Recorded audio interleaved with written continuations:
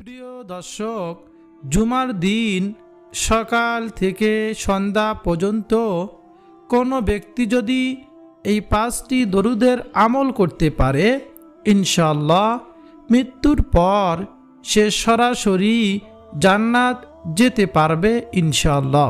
প্রিয় দর্শক, শুক্রবার দিন অনেক দামি একটি দিন। শুক্রবার দিনকে সাপ্তাহিক ঈদের দিন বলা হয়।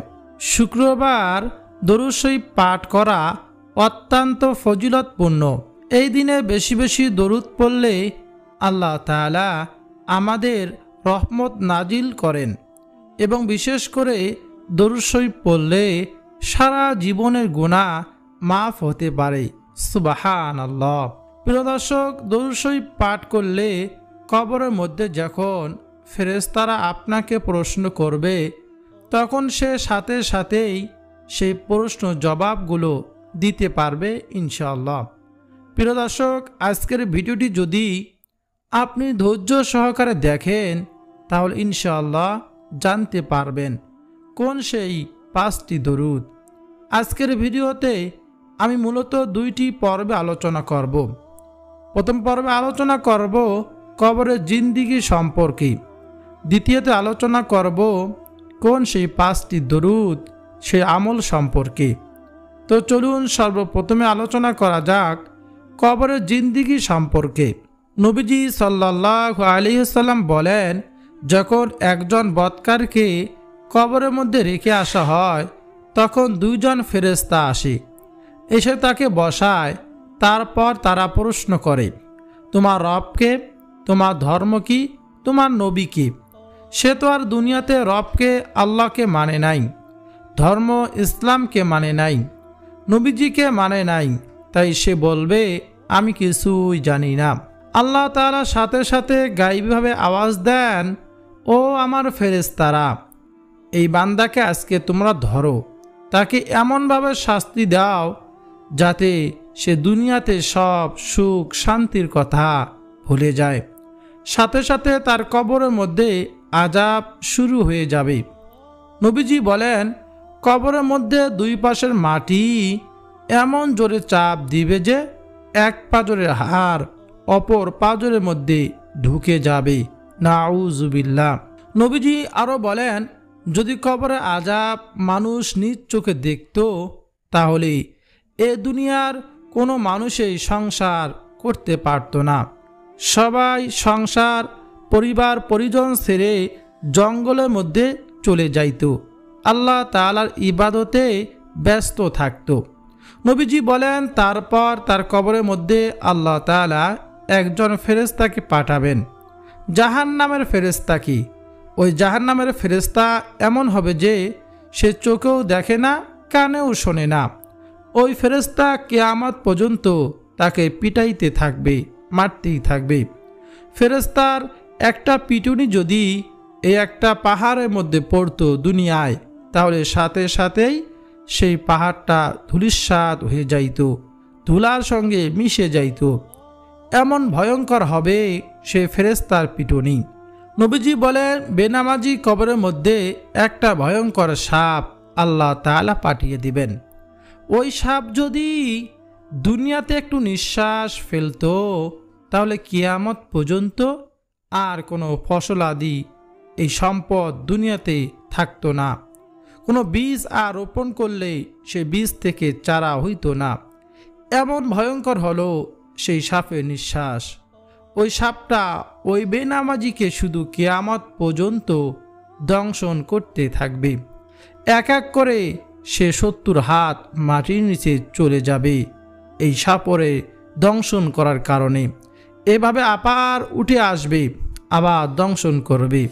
সে বাঁচবেও না, মরবেও না, কারণ পরকালের জিন্দিগিতে কোনো মৃত্যু নেই। মৃত্যু শুধু একবারই হয়, সেটা হলো দুনিয়ার জিন্দিগিতে। পরকালের জিন্দিগিতে আল্লাহ তাআলা মৃত্যুকে দেখেন নাই, রাখেন নাই। তাই প্রিয় দর্শক, যদি কবরে আযাব থেকে বাঁচতে চান, তাহলে অবশ্যই বেশি বেশি পরিমাণে এই 5টি দরুদের আমল অবশ্যই করব ও করবেন ইনশাআল্লাহ। পক্ষান্তরে নবীজি সাল্লাল্লাহু আলাইহি ওয়াসাল্লাম বলেন, একজন নেককার ব্যক্তিকে কবরের মধ্যে যখন রেখে আসা হয় তখন তাকে ফেরেশতারা উঠাইয়া সে বলতে থাকে, আমার উজুর পানি কই? এই না মাত্র আমি উজু করতে গিয়েছিলাম, নামাজ পড়তে গিয়েছিলাম, আমি এখন কোথায় চলে আসলাম? ফেরেশতারা বলতে থাকে, ও আল্লাহর বান্দা বান্দি, তুমি এখন কবরের মধ্যে আসো, তুমি মৃত্যুবরণ করেছো। তুমি বলো তোমার রবকে, তোমার ধর্ম কি, তোমার নবীকে? সে সাথে সাথেই সেই প্রশ্ন উত্তরগুলো দিয়ে দেয়। সে তো আর দিতেই পারবে, কারণ সে তো নবীজি সাল্লাল্লাহু আলাইহি ওয়াসাল্লামকে দুনিয়াতে মেনেছে, আল্লাহ তাআলার হুকুম আহকামগুলো মেনে চলেছে। আল্লাহ তাআলা সাথে সাথে গায়বী আওয়াজ দেন, ও আমার ফেরেশতারা, আমার এই বান্দা অথবা বান্দি যা বলেছে তা সত্যি বলেছে। তোমরা তার কবরের মধ্যে সমস্ত জান্নাতে নিয়ামতগুলো দিয়ে দাও এবং তার কবরটাকে এত দূর পর্যন্ত প্রশস্ত করে দাও যত দূর পর্যন্ত দুইটা চোখ দেখা যায়। বলুন না সুবহানাল্লাহ। দুইটা চোখে যত দূর পর্যন্ত দেখে এত দূর প্রশস্ত করে দাও এবং কবরের মধ্যে জান্নাতে রিজিকের ব্যবস্থা করো। নবীজি বলেন, এইভাবে সে এই কবরের মধ্যে কিয়ামত পর্যন্ত জান্নাতে রিজিক পাইতেই থাকবে। সুবহানাল্লাহ। প্রিয় দর্শক, কবর যদি শান্তি পেতে চান, এই 5টি দরুদ শরীফ আপনার গালার মালা বানাইতে হবে। তো চলুন জেনে নেওয়া যাক কোন সেই 5টি দরুদ। 1 নম্বর দরুদ শরীফটি হলো, নবীজির একজন প্রিয় সাহাবী ছিল যার নাম ছিল আবু হুরায়রা রাদিয়াল্লাহু তাআলা আনহু।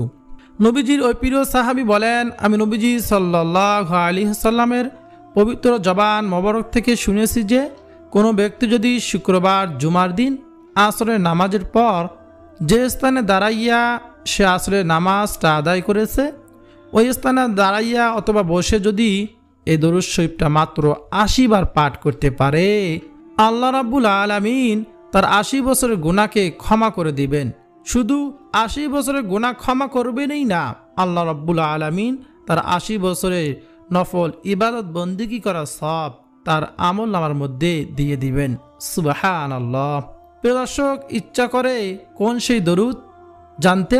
তাহলে চলুন জেনে নেওয়া যাক। সেই দরুদ শরীফটি হলো, আল্লাহুম্মা সাল্লি আলা মুহাম্মাদিন নাবিয়িল উম্মিয়্যি ওয়া আলা আলিহি ওয়া সাল্লিম তাসলিমা। আবারও বলতেছি, আল্লাহুম্মা সাল্লি আলা মুহাম্মাদিন নাবিয়িল উম্মিয়্যি ওয়া আলা আলিহি ওয়া সাল্লিম তাসলিমা। এটাই হলো সেই দরুদ। ইনশাআল্লাহ মৃত্যু পর্যন্ত এমনটি করার চেষ্টা করব। প্রতি শুক্রবার জুমার দিন আসরের পর যে স্থানে আসরের নামাজটা আদায় করেছি ওই স্থানে বসে এ দরুদটা 80 বার পাঠ করব। আল্লাহ সুবহানাহু ওয়া তাআলা 80 বছরের গুনাহকে ক্ষমা করে দিবেন এবং 80 বছর নেক নফল ইবাদত বন্দেগী করা সব আমাদের আপনাদের আমলনামায় যোগ করে দিবেন। সুবহানাল্লাহ। তাই প্রিয় দর্শক, চলুন একটা ওয়াদা করে নেই যে আজকের পর থেকে কোনো জুমার দিন শুক্রবার এ আমলটি ছাড়ব না ইনশাআল্লাহ। দ্বিতীয় নম্বরে যে দরুদ শরীফটির কথা বলবো সেই দরুদ শরীফটি হলো, নবীজি সাল্লাল্লাহু আলাইহি ওয়াসাল্লাম বলেন, ও আমার উম্মত শোনো, তোমরা কি জানতে চাও ওই দরুদ সম্পর্কে যে দরুদ একবার পাঠ করলে আল্লাহ তাআলার রহমতের 70 জন ফেরেশতা 1000 দিন পর্যন্ত অনাবরত তোমাদের আমল নামায় নেকি লিখতেই থাকবে। সাহাবায়ে কিরাম তো ছিল আমলের জন্য পাগল পারা। সাহাবায়ে কিরাম বললেন, ইয়া রাসূলুল্লাহ, বলুন কোন সেই দরুদ? নবীজি বলেন, সে দরুদ শরীফটি হলো, জাযাল্লাহু আন্না মুহাম্মাদান মা হুয়া আহলু। জাযাল্লাহু আন্না মুহাম্মাদান মা হুয়া আহলু। এই দরুদ শরীফ যদি কোনো ব্যক্তি একবার, শুধুমাত্র একবার পাঠ করে, আল্লাহ তার রহমতের 70 জন ফেরেশতা 1000 দিন পর্যন্ত অনাবরত শুধু তার আমল নামা লেখি লিখতেই থাকে। সুবহানাল্লাহ। প্রিয় দর্শক, আপনাদের বিবেকের কাছে একটা প্রশ্ন রেখে যাই, যে ব্যক্তির আমল নামায় ফেরেশতারা অনাবরত নেকি লিখতেই থাকে সে ব্যক্তি কি জান্নাতি হবে না? অবশ্যই সে ব্যক্তি জান্নাতি হবে।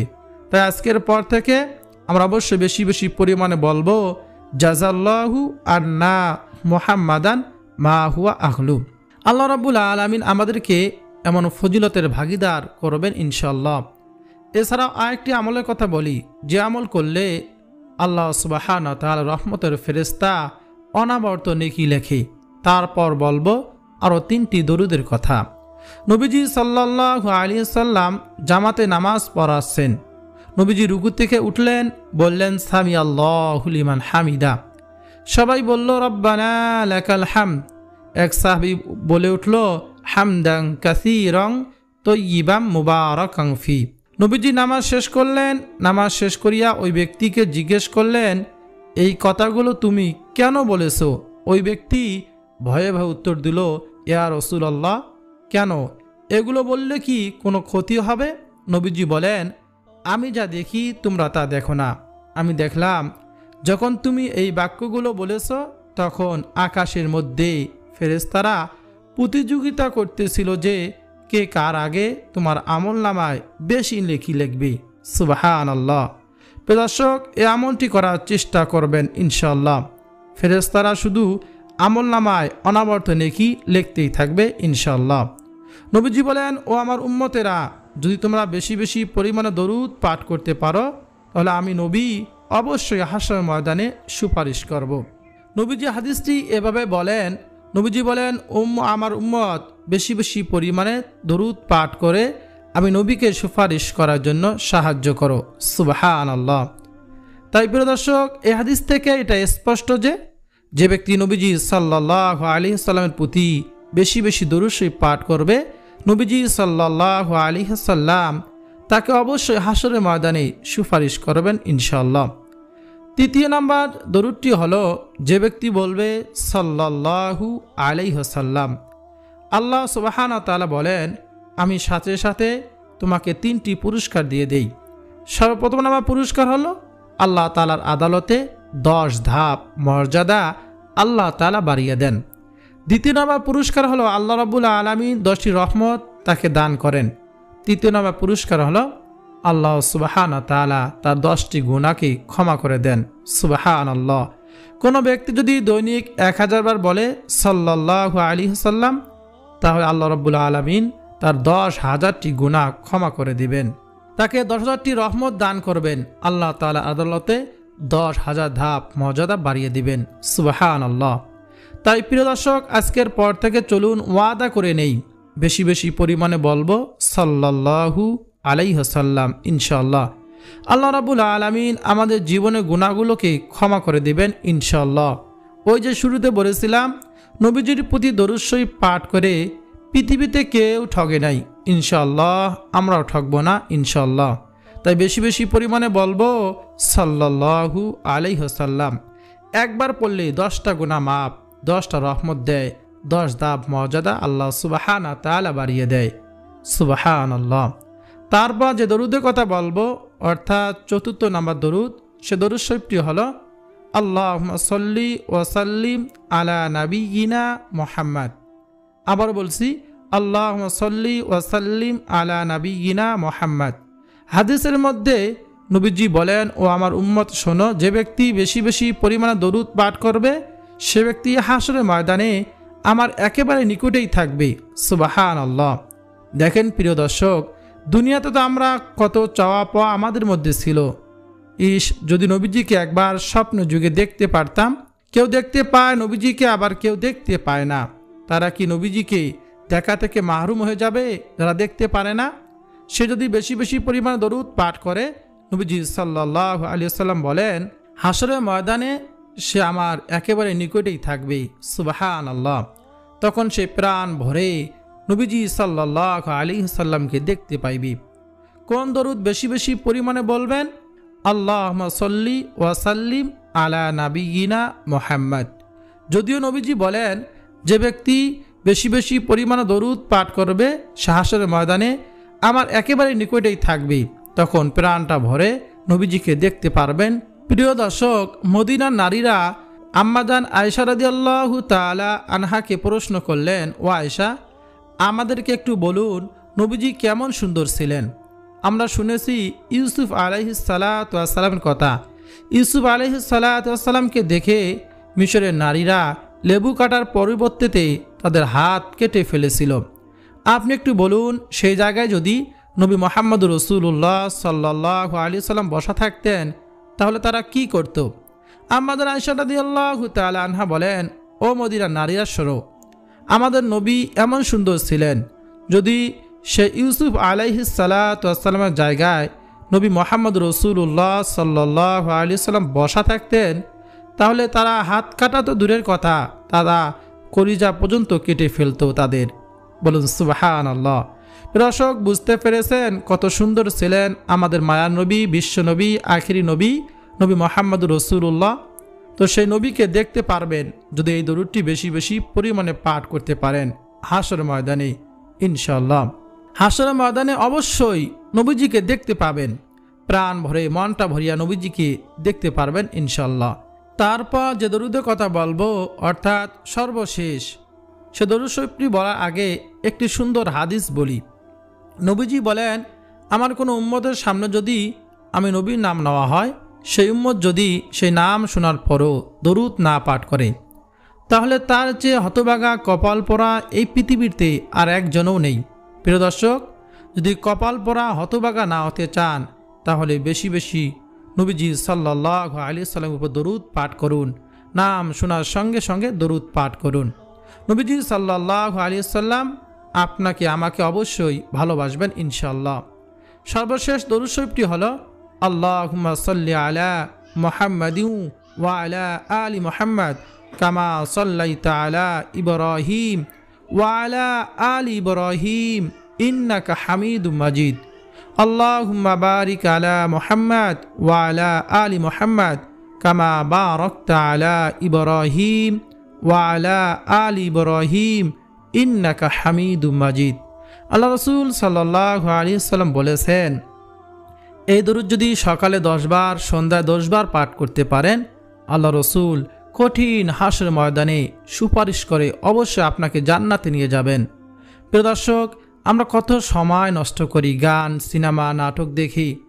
আখিরাতের জন্য 10টা মিনিট সময় ব্যয় করে যদি এই দরুদ ইব্রাহিম আমরা মাত্র সকালে 10 বার, রাত্রিবেলা 10 বার পাঠ করতে পারি, আল্লাহ রাসূল সাল্লাল্লাহু আলাইহি সাল্লাম ওয়াদা করে বলেছেন তাকে শাফায়াত করবেন। বলুন সুবহানাল্লাহ। দরুদ শরীফের অনেক অনেক ফজিলত রয়েছে।